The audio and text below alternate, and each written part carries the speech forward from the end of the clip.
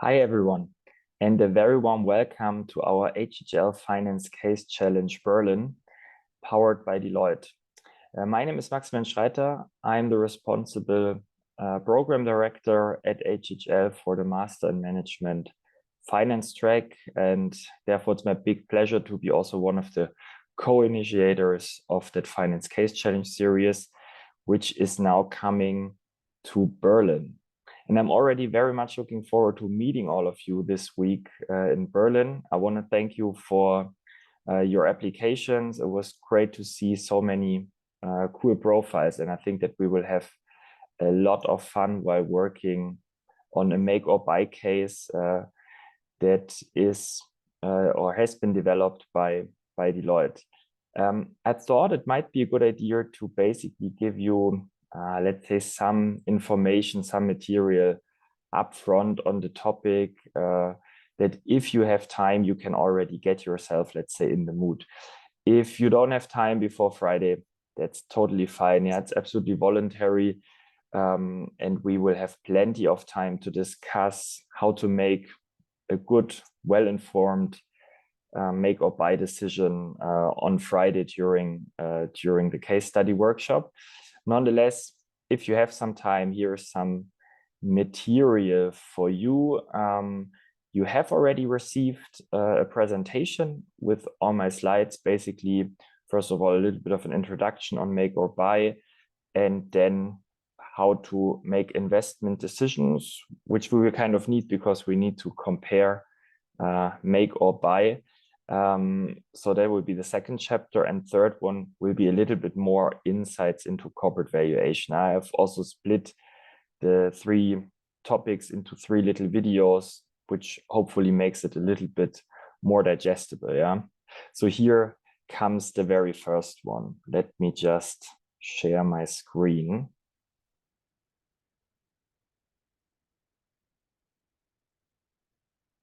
Okay, and then let's get started here. Yeah, so make or buy, what determines the decision? That will be pretty much our topic. And obviously, first of all, I should give you a little bit of a definition. This one I'm going to skip. I mean, if you like, read through it, but I also think that during the breaks on Friday, we will have plenty of time also during dinner then in the evening. Yeah? Okay. So first of all, as I said, we need to define make or buy, I guess, and we should talk a little bit about motivations and risks of either of the two options. And I also want to give you a little bit of examples. And that would be the topic of that very first video. And then second video, as I said, we'll talk about investment decision theory. Now we need to have a concept that helps us to evaluate, to compare the two different options. And last but not least, I want to give you some more information on the valuation of companies and M&A, because that is obviously one dimension of buy instead of make. Yeah, but you'll see that in a second. All right, so then let's get started here. What is the definition, first of all? Yeah, so make is basically really if I do something in-house. Yeah, so I develop certain components, parts, products. I maybe expand to a different market by myself. Yeah, so that is all a make decision. Yeah, I do that organically in-house. Yeah? And then on the other hand, I always have the chance to basically team up, partner up with someone to outsource stuff. Yeah, so that would be classically a buy decision, but in M&A terms, it also, so M&A, mergers and acquisitions, it also means that I could basically acquire certain expertise, acquire a product, a certain regional spend. Sometimes people say, hey, let's acquire market share by buying some kind of competitor. So that would be a buy decision. So now you see I've actually mentioned many different things. So let's try to get a little bit of structure into that. And I think the most important, let's say, distinction that we have to make is the following. Yeah. So when we talk about make or buy, we can either think, and this is what is done a lot in operations research, we can think about outsourcing. And you see many examples here regarding new technologies, regarding R&D, regarding logistics. And this will always be more a decision on whether I should basically team up with someone or whether I should outsource a certain part of my value chain to someone and, let's say, buy it in by paying for it. Okay, so that is outsourcing. That's the one dimension. To be honest, our focus will be more on the blue one here, which is M&A. Yeah, which basically means, okay, maybe I want to pivot into a new market. I want to introduce a new product, or I want to get into a new product category, something like that. And I obviously have the choice of doing that myself. Really, I don't know. Let's take the example of expansion to a different country. I can obviously set up a country office there, maybe a factory. I probably need a business development team. I need sales and marketing. Obviously, if I set up a factory, I need a whole workforce to basically get going, and then step by step, gradually, I can start entering that market. A market where I may already find other competitors against which I then have to compete. So that would be, let's say, the organic way of expanding into such a market. And then obviously the buying way of getting into that market is to basically screen for companies that are already present there and try to acquire the one or the other one, which obviously we will talk about disadvantages and advantages in particular on Friday, but I already give you a little bit of a glimpse in a second.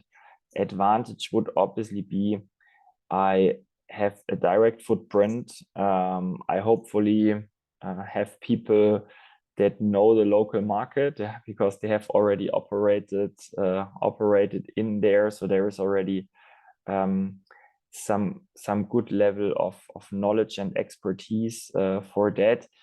And I'm also taking out one of the potential competitors for my make option. So that could be on the pro side, and obviously what could be on the contra side is probably the initial investment is higher. I mean, you can shoot a bargain, but it's definitely something to evaluate and to take care of.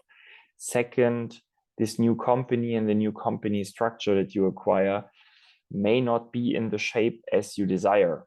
So maybe in terms of culture, maybe in terms of product quality and processes, market positioning, that is not exactly what you want and where you think that you can basically make the best out of.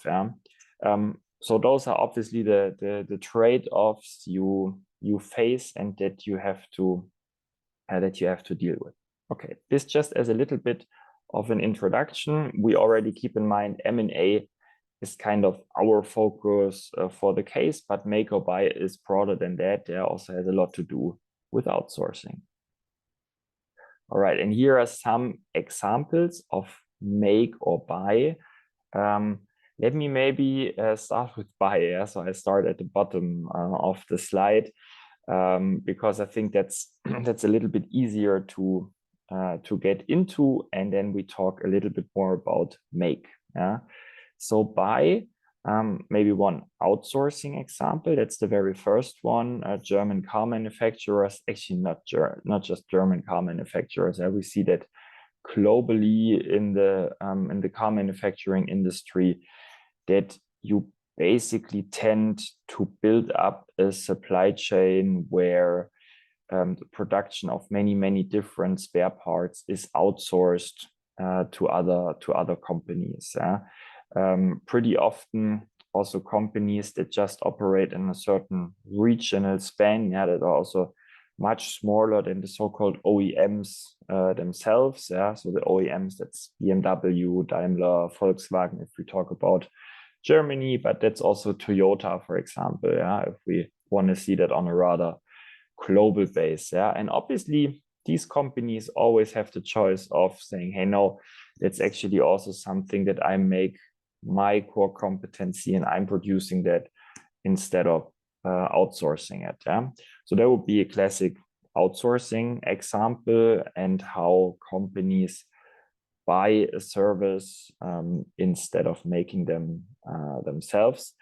And then we have two other buy decisions here, which are from the area of M&A. Yeah, so the first one is EY Parthenon, consulting example. And actually, EY is not the only one of the big four accounting firms that have decided at some point to basically move closer towards the consulting business and into strategy consulting. And they have decided, as other big four have as well, that instead of developing that completely in-house and trying to build up an own brand for strategy consulting, they basically get a head start into that and acquire a strategy consulting firm. Actually, pretty often not just one, but many, and then you bring them together, let's say under one roof. Ideally, a roof that has a name, a brand that is already well known for the topic of strategy consulting, because that's very much a trust business. Yeah, so people have to know the brand to really get you going and give you contracts. Yeah, so it would be one buy decision. Another one is Meta, also very well known, I guess, to many of you. And they, at several points over time, have also decided to, instead of pivot, let's say, the Facebook platform further and further and further, to rather acquire upcoming competitors that basically developed other online network solutions. Instagram is a great example. WhatsApp is another one. WhatsApp, as you may know, like one of the biggest deals ever done in the area of online platforms. And obviously, Facebook always had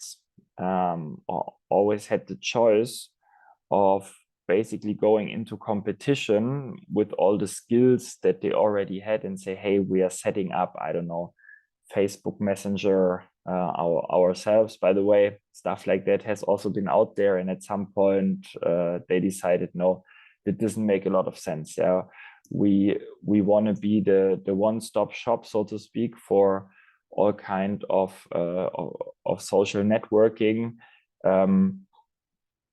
and we take the cost, so to speak, to buy that promise to customers, instead of trying to make it and trying to compete with others that have already had a better start into the technology. Yeah, so that would be another buy example. And then we have some very interesting make examples. For example, Apple. So they are actually producing most of their chips in-house. Yeah, they do not do that in the US. So they have basically built up factories in Asia. But most of what they are doing is basically in-house, or at least in some kind of joint venture. Joint venture is kind of interesting because that might be a mix of buy or make, which means basically you set up a new company with someone else together, maybe some kind of local player, and then you develop it together. Yeah, this may reduce the upfront initial investment, because you do not have to acquire that other company. but obviously it is still some kind of transaction that is going on, and then you develop together, but including the expertise of that local partner. Disadvantage is obviously that you have to share revenues, cash flows, and the like. Yeah. Okay. Tesla, yeah, maybe just in comparison, let's say, to the German car manufacturers, is also very much famous for having a whole lot of the value chain basically in-house. And another example is Amazon, that has also decided, instead of, for example, buying huge transportation companies or logistics service providers, to basically step by step develop their own Amazon logistics. Yeah? Okay, so just that you have some hopefully tangible examples in mind. And then let's move on. On that slide, I'm not going through that in detail. I think that's really something that that you can read. You do not need my annoying voice for that. This summarizes a little bit the advantages and disadvantages, let's say, from the make perspective. Yeah? So obviously the buy perspective is then pretty often more or less the other way around. And maybe just to quickly summarize, obviously, if I make something, I'm a little bit more in control, yeah, of how I structure certain internal processes. I may not be so much in control when it really comes to competitors' moves and market developments. Yeah, for that, sometimes the acquisition is the better one. But really, let's say for keeping the processes in place, that is something where I have an advantage. Yeah. I may also be a little bit more independent. I keep, let's say, a tighter grip on innovations and capabilities if I develop in-house. IP protection is obviously another one that comes into play here. Yeah. And then the disadvantage, well, on the one hand, it can be the upfront investment. Setting up something the make way, so to speak, might be quite expensive. Although one has to say the M&A might also be quite expensive, maybe even more expensive, because current owners of the company will probably require some kind of purchase premium that you have to come up with. Yeah. Scale is pretty often a disadvantage. Obviously, if I buy an up and running business, then I already have, hopefully, some good scale effects, which if I develop my own, gradually gaining market share, let's say in a new market or with a new product, I first have to achieve those scale effects. Opportunity cost, obviously another one, and then also the way how I'm locked in. Yeah, so you may also say that if you make an M&A, you're kind of locked in, and that's, I believe, also kind of true. But if you really think about, I'm acquiring a local firm in a different country, and let's say after some years you figure out that this is not really a market you want to operate in, yeah, or it doesn't really fit, let's say, your production portfolio. And then depending on, let's say, how much you have integrated that local firm, yeah, but maybe you are actually just, let's say, the financial sponsor. Yeah, so it's basically you just own the equity, but you haven't like super entangled all the processes.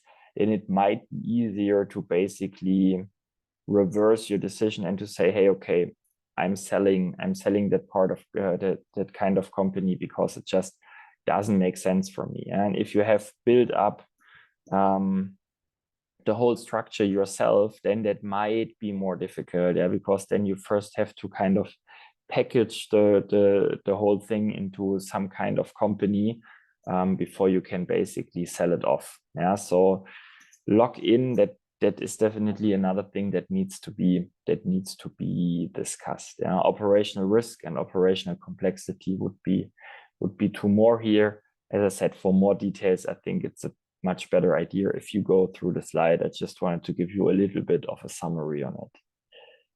The slide that I believe is most important, at least from or besides having understood what make or buy is this one here.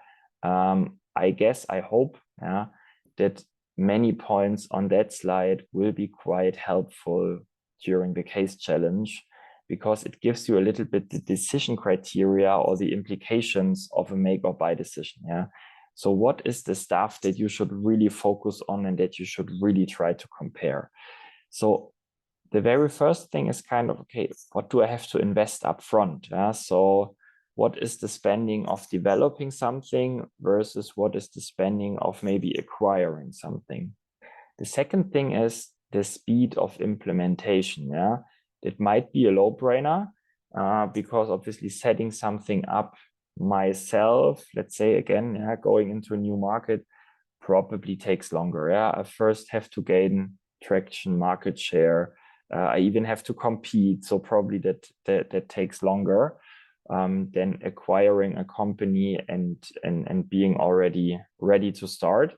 But obviously, if you now bring that together with the upfront investment, the question is, how long does it take to basically be up to speed with my make decision, and that can pretty much determine the trade-off towards the one or towards the other. Risk of implementation, that's another one. I mean, obviously there are a lot of risks when I'm acquiring another firm. It's kind of a black box. I can do due diligences back and forth, but probably I won't be able to find out everything about that company. So that is a risk. On the other hand, if I make something my own, a lot of stuff can go wrong. So maybe my product development is not as good, not as successful as the ones of the competitors. I also cannot really foresee what are competitors' moves once I enter the market. So those are risks that need to be addressed, discussed, and evaluated against each others. And the next big topic is obviously what kind of cash flows do I generate? And in terms of cash flows, I tried to think about or come up with 3 different dimensions. The one thing is a little bit, what are the characteristics of cash flows? That's maybe not the most decisive one, first of all, but it can become important in particular if I'm a little bit constrained, let's say, with my capital.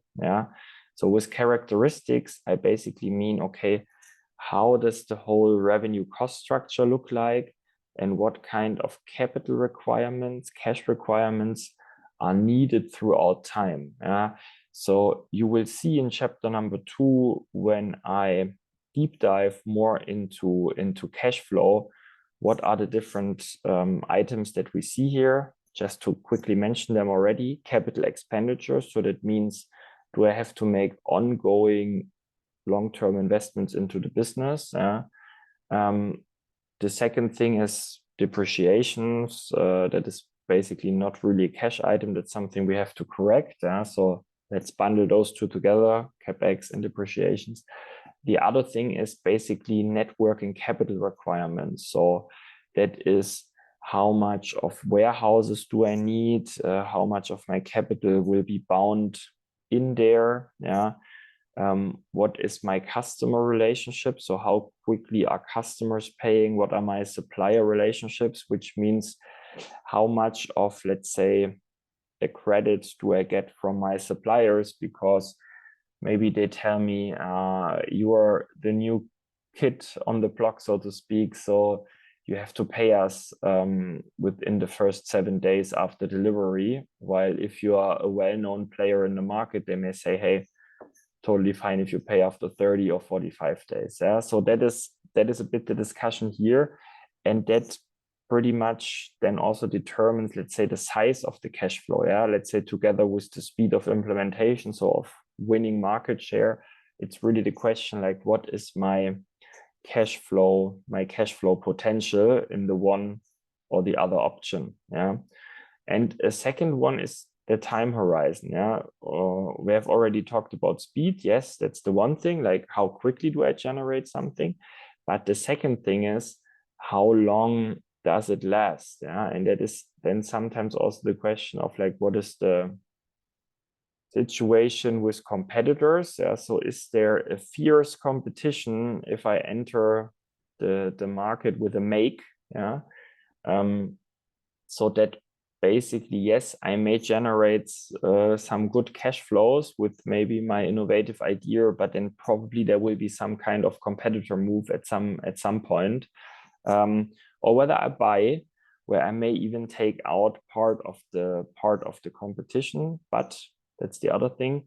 Maybe I acquire a company that has a product that maybe needs a lot of research and development in the near future because it's not totally up to speed in terms of innovation. Yeah, so you see there are some complex things to be regarded, and also not everything can be quantified. That's also not needed. But in a good boardroom decision, in a good boardroom discussion where you come up with that decision, those issues have to be addressed. And the last two ones here on the slide, I believe, are also pretty important. The first one is on flexibility. Already got into that a little bit when I talked about this lock-in effect. So the question is, from the different options, what are my chances, my opportunities to basically make adjustments to my decision? And it doesn't necessarily mean that I reverse my decision. Could also mean that I have the chance to somehow expand, that I have the chance to someone adjust what I'm doing. But it could also be obviously the flexibility to abandon the whole project. And then last but not least, we have skill effects. So obviously, if I make something, I may acquire certain knowledge that I can use in different types of projects, maybe for other countries and so on and so forth. But the same may hold true for buy decisions. So you could become a serial acquirer, so to speak, that has a good knowledge in how to run M&A, how to integrate local companies and put them together into a global network. So that is also one thing to regard. Okay, that was my introductory video into the topic. I hope it was kind of helpful, showing you all the different dimensions, and in particular, first of all, defining the problem. I know that what is still missing is kind of a little bit of a tool set of like now how to evaluate the two different choices that we have. And that is exactly what the second video is going to talk about, when we basically look into evaluating the different investment options. Already looking forward to that. And as I said, you may see that stuff in the second video if you have some time. Thanks a lot.